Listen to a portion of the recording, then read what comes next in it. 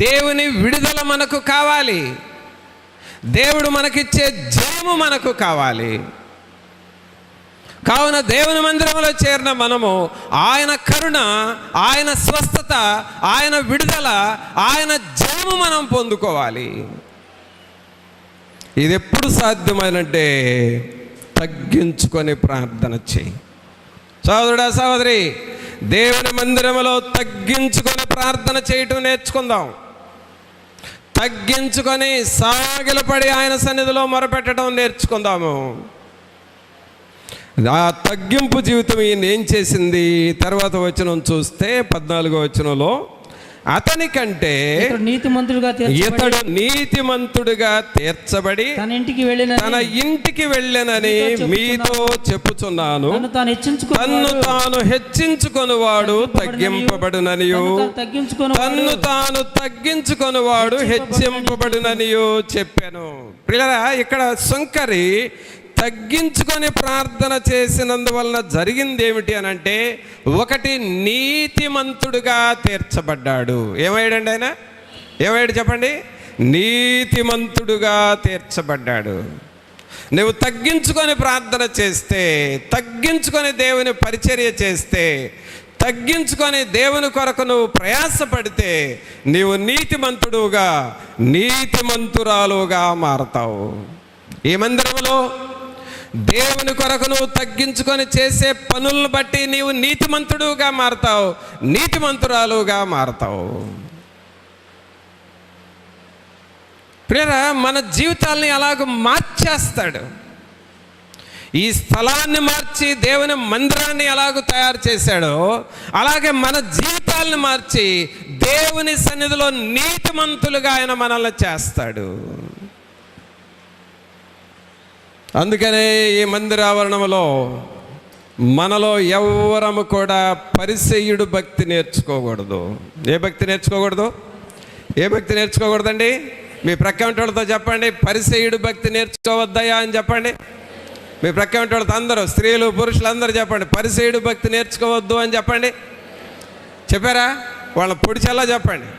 ఏ భక్తి నేర్చుకోవద్దు? మనం పరిసయ్యుడు భక్తి నేర్చుకోవద్దు. మరి ఏ భక్తి నేర్చుకుందాం? అది కూడా చెప్పండి. సుంకరి భక్తి నేర్చుకో, తగ్గించుకోవడం నేర్చుకో అని చెప్పు.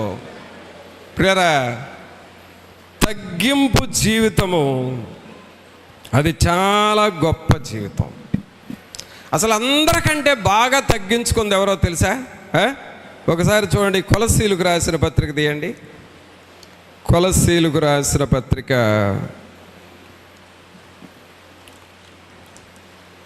3వ అధ్యాయము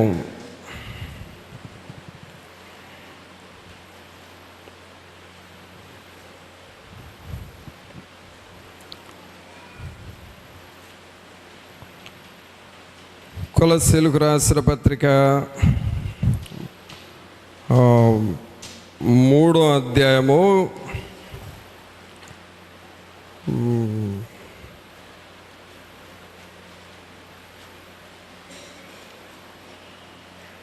2వ వచనం నుండి చదవండి.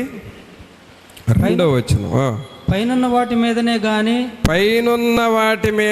గాని భూ సంబంధమైన వాటి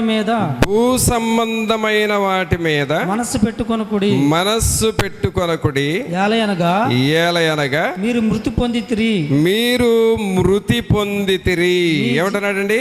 ఏలయనగా మీరు మృతి పొందితిరి అంటే మృతి అనగా యేసుక్రీస్తును చూపిస్తూ ఉందండి. ఎవరిని చూపిస్తుంది?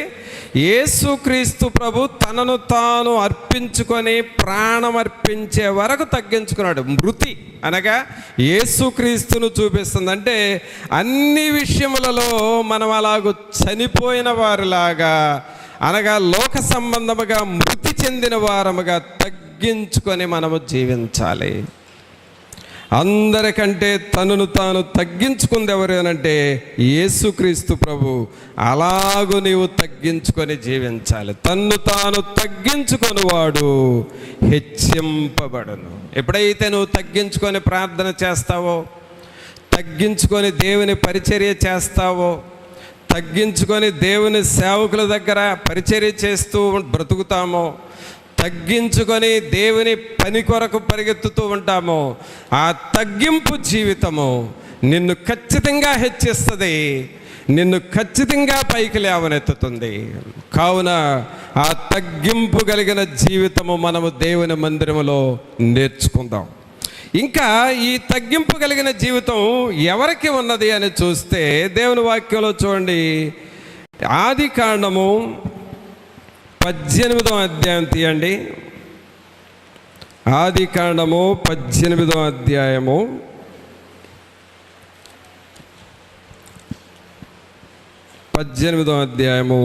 27వ వచనం చదువుదాం. ఆది కాండము 18వ అధ్యాయం 27వ వచనం. ఆ స్థలం అంతటిని 27వ వచనం. అందుకు అబ్రహాము ఇదిగో ధూళియు బూడిదయునైనా నేను ప్రభువుతో మాటలాడ తెగించుచున్నాను. చూసారండి, అబ్రహాం గారు దేవుని దగ్గర ఎలా తగ్గించుకుంటున్నాడంట? ఇదిగో బూడిదయునైనా నేను ప్రభువుతో మాటలాడగో తెగించుచున్నాను. అంటే అబ్రహాం గారు చాలా ధనవంతుడు. ఆయన దేశమంతటిలో ధనవంతుడు ఎవరు అనంటే అబ్రహాము. ఆయన అంత ధనవంతుడై ఉండి, అంత భక్తిని అంత విశ్వాసాన్ని నేర్చుకున్నవాడై ఉండి దేవుని దగ్గరకు వెళ్ళేటప్పటికే నేను బూడిదను, నేను ధూళిని అని దేవునితో చెబుతున్నాడు. బహుధనవంతుడు, విస్తారమైన గొర్రెలు గాడిదలు ఉన్నాయి. ఆ దేశమంతటిలో ధనవంతుడు ఎవరు అనంటే అబ్రహాము గారే.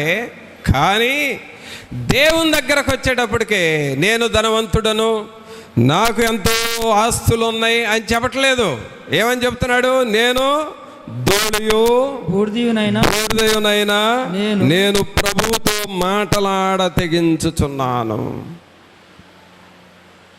అనగా ఒక ధూళితో సమానంగా పోల్చుకుంటున్నాడండి.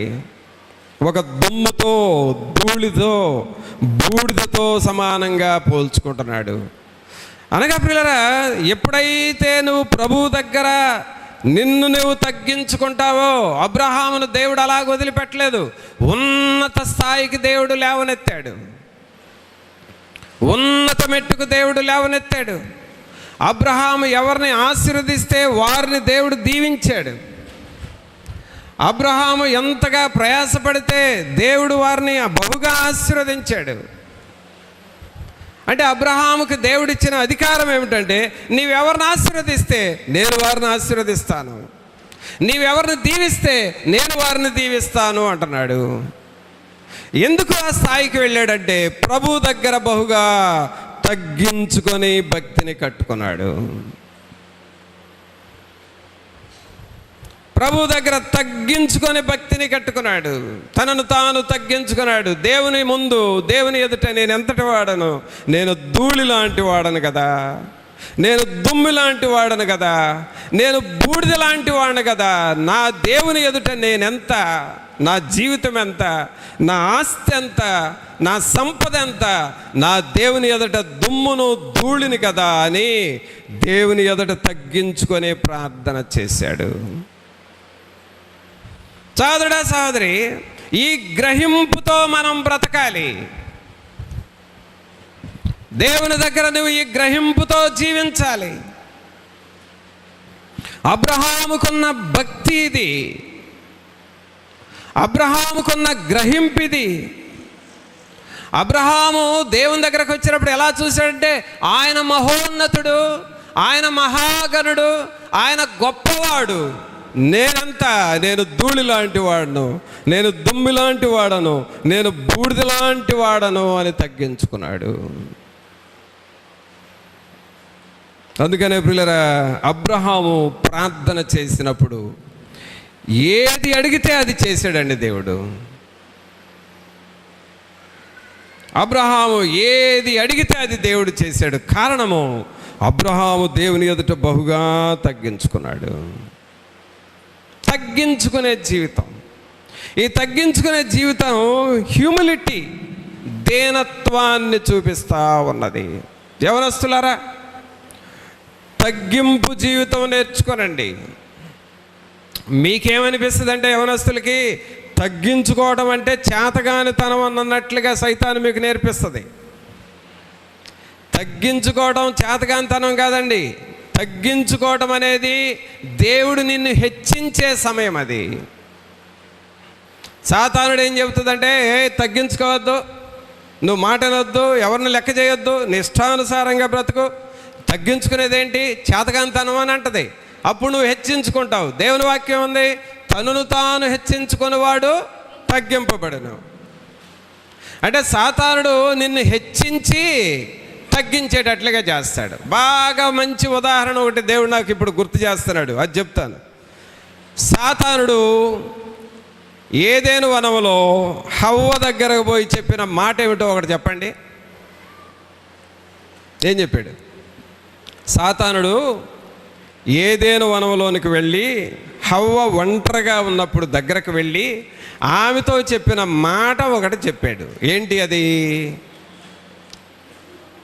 వాళ్ళని హెచ్చించాడు సైతానుడు. ఏం చేశాడు? వాళ్ళని హెచ్చించాడు. ఏమన్నాడంటే, ఆ పండు గనక నీవు తింటే నువ్వు ఎలాగైపోతావని చెప్పాడు? దేవదూతలాగైపోతావని చెప్పాడు. హవ్వా, ఆ పండు తిను, నువ్వు తిన్నావో నువ్వు దేవదూత అయిపోతావు, అందుకే నువ్వు దేవదూతలాగా అవుతావేమో అని ఆ దేవుడికి భయం వేసి తినొద్దు అని చెప్పాడు. ఈ సాతానుడు చెప్పిన మాట బాగా ఎక్కింది హవ్వకి. మళ్ళీ ఏమంటుందో తెలుసా? నువ్వు తిను, నీ భర్తకు కూడా తినిపించు అని అంటుంది. అంటే వీళ్ళిద్దరికీ ఏమవ్వాలని అనిపించింది అంటే దేవదూతల్లాగా మారాలి అని అనిపించింది. దేవుడేమో మీరు చనిపోకుండా చావకుండా ఉండేటట్లుగా తినొద్దు అని అంటే, ఈ సాతానుడు మీరు నిజంగానే మీరు తింటే చస్తారు అని చెబితే తినేవాళ్ళు కాదు, కానీ అదేం చేసింది? దేవదూతలాగా అవుతారు అంటే హెచ్చించింది. సాతానుడు హెచ్చించాడు వాళ్ళని. వాళ్ళు ఏమయ్యారంటే ఏదైనా వనంలో నుండి బయటకు వెళ్ళిపోయారు, త్రోసివేయబడ్డారు. చివరకు దేవుని ఆశీర్వాదాలు లేకుండా పోయినాయి. హెచ్చించుకొనివాడు తగ్గింపబడతాడు. సహోదరుడా, సహోదరి, దేవుని మందిరములో మనమందరము, ఈ మందిరము ఎందుకు కట్టుకున్నామంటే దేవుని మందిరములో మనమందరము వర్ధిల్లాలి. దేవుడు మన కుటుంబాలని ఆశీర్వదించాలి. రాబోయే తరములో మన పిల్లలు లోకములో అనేక స్థలాలలో ఆశీర్వదింపబడాలి.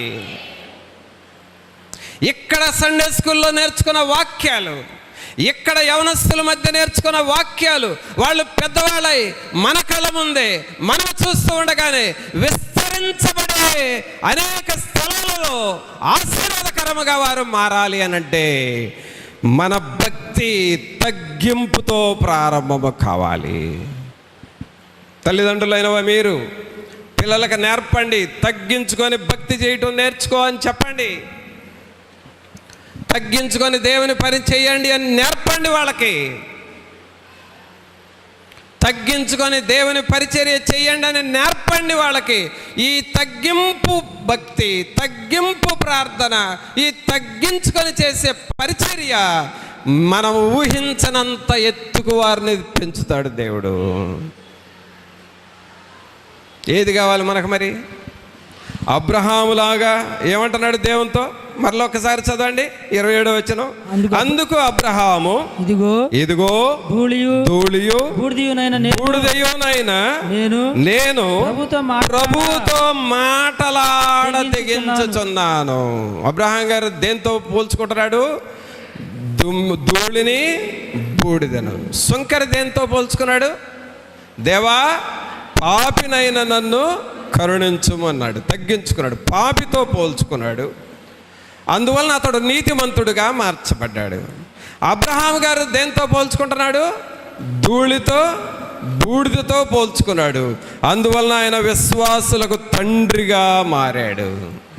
సహోదరుడా, సహోదరి, నీ హృదయములో ఈ తగ్గింపు ప్రార్థన, ఈ తగ్గింపు జీవితం మనకు కావాలి. ఇంకొక వ్యక్తి ఎలాగూ తగ్గించుకున్నాడో ఎజ్రాను చూద్దాం. ఎజ్రా ఎలాగూ తగ్గించుకున్నాడో దేవుని మందిరంలో.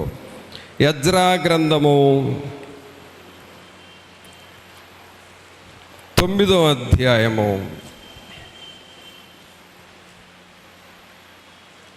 ఎజ్రా గ్రంథము 9వ అధ్యాయము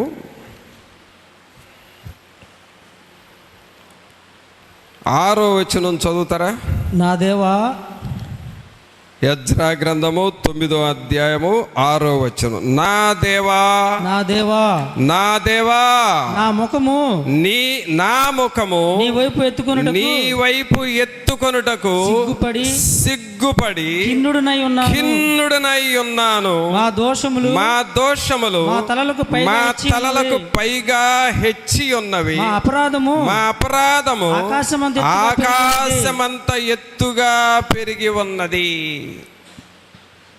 ప్రియులారా గమనించండి, దేవుని సన్నిధిని మనం అనుభవించాలి అనంటే ఎజ్రాలాగా మనం ప్రార్థన చేయాలి. ఎజ్రాలాగా దేవునికి మొరపెట్టాలి. ఈ మందిరావరణం అంతా దేవుని శక్తితో నింపబడాలి. ఈ మందిరావరణం అంతా దేవుని యొక్క గొప్ప కార్యాలతో, ఆశ్చర్య కార్యములతో పొర్లిపోరాలి. ఇది ఎప్పుడు జరుగుతుందయ్యా అనంటే ఎజ్రా లాంటి ప్రార్థన మనము చెయ్యాలి. ఏమని ప్రార్థన చేశాడు ఎజ్రా? 6వ వచనంలో, నా దేవా, నా దేవా కేకేస్తున్నాడు దేవుణ్ణి. సోదరుడా, సోదరి, నీవు కూడా దేవుని మందిరంలో కేకలు వేయాలి. అందరూ మీ 2 చేతుల పైకి లేపి కేక వేద్దాం. నా దేవా, నా దేవా కేకేస్తున్నాడు ఎజ్రా. దేవుని మందిరంలో మనము కేకలు వేసేవారముగా ఉండాలి. ఒకరి మీద ఒకరు కేకలు కాదండి, ఒకరి మీద ఒకరు రంకెలేసుకోవటం కాదు, ఇళ్లల్లో ఒకళ్ళ మీద ఒకళ్ళు అరుసుకోవటం కాదు కేకలంటే. నీ పొరుగు వారితో, నీ వీధిలో వారితో అరుసుకోవటం కాదు, కేకలేయటం కాదు. దేవుని సన్నిధిలో మనం కేకలు వేయాలి. దేవుని సన్నిధిలో ఎలుగెత్తి మనం మొరపెట్టాలి. ఎజ్రా తన ప్రజల సమక్షముగా అంటున్నాడు. ఏమని అంటున్నాడు? నా దేవా, నా దేవా.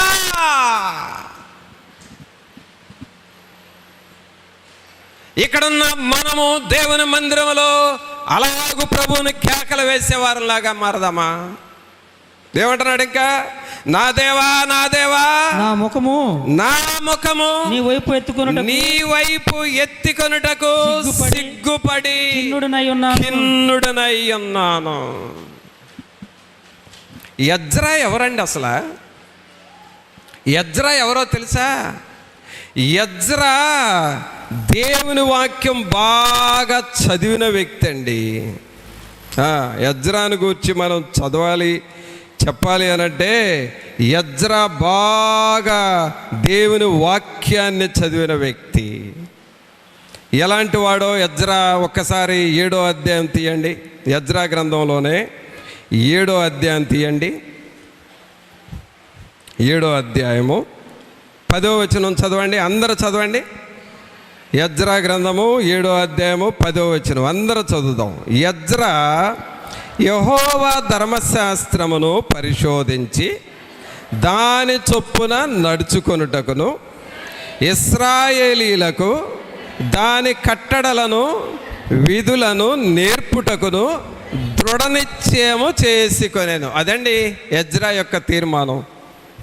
దేవుని వాక్యాన్ని బాగా చదివాడు, వాక్యాన్ని బాగా పరిశోధించాడు, ఆ పరిశోధించిన వాక్యం ప్రకారం నడుచుకుంటున్నాడు, ఆ నడుచుకున్న వాక్యాన్ని ఇతరులకి నేర్పుతూ ఉన్నాడు. అది ఎజ్రా చేస్తున్న పని. సహోదరుడా సహోదరి, మన జీవితంలో కూడా ఆ తీర్మానం నీకు ఉండాలి. దేవుని వాక్యాన్ని నేను బాగా చదవాలి.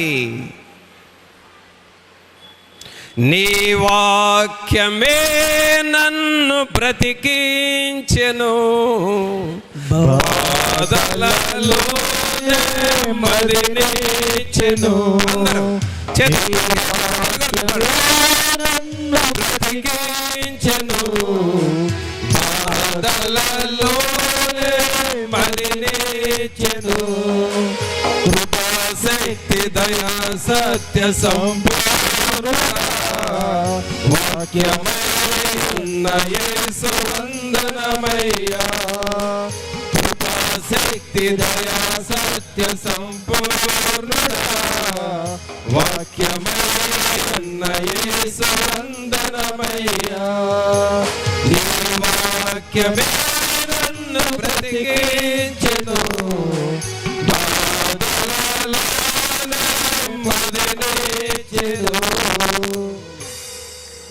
వాక్యానికి ఎజ్రా లొంగిపోయాడు, లోబడిపోయాడు.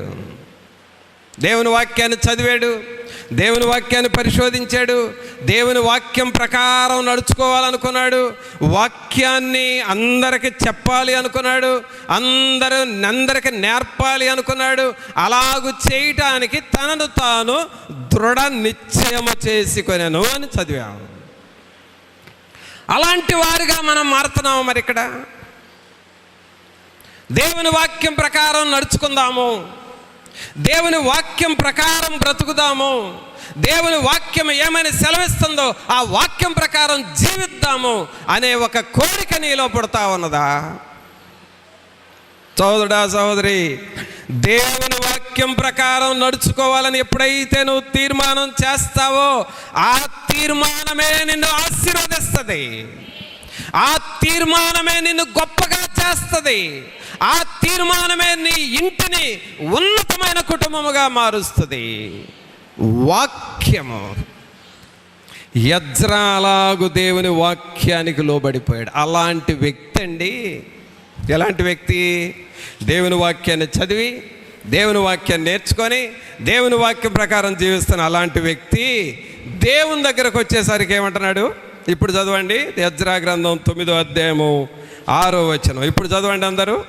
నా దేవా, నా దేవా, నా ముఖము నీ వైపు ఎత్తుకొనుటకు సిగ్గుపడి ఖిన్నుడనై ఉన్నాను. ఖిన్నుడు అంటే అర్థం ఏంటో తెలుసా? ఏంటి? ఖిన్నుడైపోయాడు అని అంటారు. ఏంటి అర్థం? ఖిన్నుడైపోయాడంటే ఆ మాట వినగానే ఏమి చేయాలో అర్థం కాక ఒక షాక్ అయిపోవటం అన్నమాట. మాట అయితే వింటారు కానీ ఇంకేం చేయాలో తెలీదు, ఏం మాట్లాడాలో తెలీదు. షాక్ అయిపోయి నిశ్చలంగా ఉంటారు. ఖిన్నుడైపోయాడు అంటారు. దేవుణ్ణి చూడగానే అలాగూ దేవుని వైపు తన ముఖము చూపించటానికి కూడా తల ఎత్తలేని వాడుగా ఖిన్నుడనై ఉన్నాను. ఎంతగా తగ్గించుకున్నాడండి ఎజ్రా, ఎంతగా దేవుని దగ్గర తగ్గించుకున్నాడు.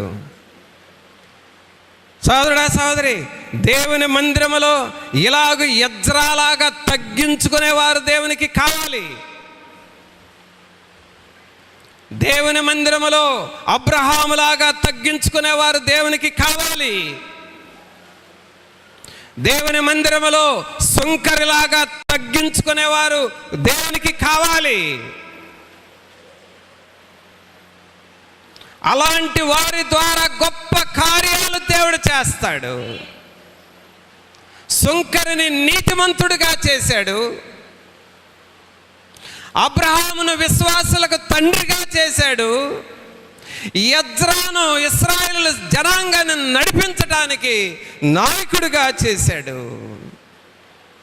అనగా దేవుని సేవలో తగ్గించుకోవటం ద్వారా నువ్వు ఓడిపోయినట్లు కాదు, లేక నీవు చేతగాంతనం కాదు, నీవు రాబోయే కాలంలో నాయకత్వాన్ని దేవుడు నీకు ఇస్తాడు.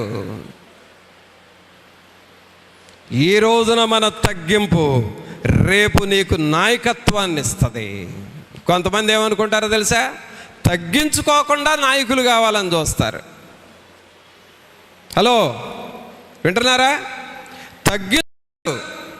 మందిరం ఓడమంటే ఓడవరు, చీపురు పట్టుకోమంటే పట్టుకోరు, బాత్రూమ్లు కడగమంటే అది నాకు ప్రెస్టేజ్ అంటారు.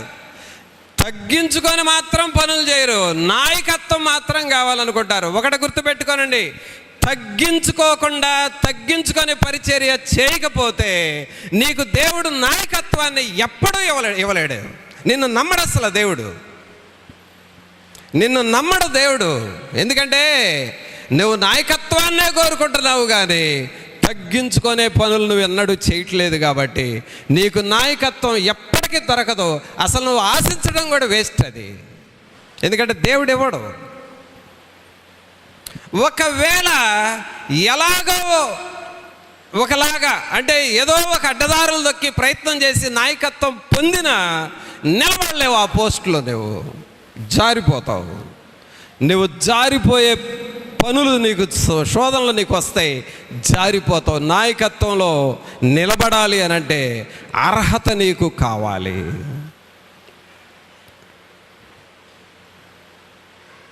కావున ప్రియులారా, వీళ్ళందరూ దేవుని దృష్టిలో గొప్ప నాయకులు. అబ్రహాం ఒక నాయకుడు, ఎజ్రా ఒక నాయకుడు, నెహెమియా ఒక నాయకుడు, దావీదు ఒక నాయకుడు. వీళ్ళందరూ ఎవరంటే తగ్గించుకొని దేవుని కొరకు జీవించిన వారు. స్కూల్లో చదువుతున్న పిల్లలు, కాలేజీలో చదువుతున్న స్టూడెంట్స్ జాగ్రత్తగా వినండి. దేవుని మందిరము ద్వారా వచ్చే ఆశీర్వాదం నీకు నిత్యము ఉంటుంది. తగ్గించుకొని దేవుని పని చేయడం నేర్చుకో. ఇదే సూత్రం, ఇంతకంటే గొప్ప సూత్రం లేదు ఇక నీకైనా నాకైనా. దేవుని పనిని అలాగూ మనం చేయాలి. నెహెమ్యా ఎజ్రా ఏమంటున్నాడు 6వ వచనంలో? నా దేవా నా ముఖము నీ వైపు ఎత్తుకొనుటకు సిగ్గుపడి కిన్నుడనై ఉన్నాను. నేను నీకు ముఖం చూపించడానికి కూడా నాకు ఇష్టం ఉండట్లేదయ్యా అని తగ్గించుకుంటున్నాడు. ప్రియులారా, అందుకనే మొదటగా మనం చూసిన వాక్యములు, తన్ను తాను తగ్గించుకొనువాడు హెచ్చింపబడును, తన్ను తాను హెచ్చించుకొనువాడు తగ్గింపబడును. మరి ఏ భక్తి నేర్చుకుంటున్నావు? పరిసయ్యుడు భక్తి నేర్చుకొని బయటికి వెళ్ళిపోతావా? శంకర భక్తి నేర్చుకొని నీతిమంతుడుగా తీర్చబడతావా?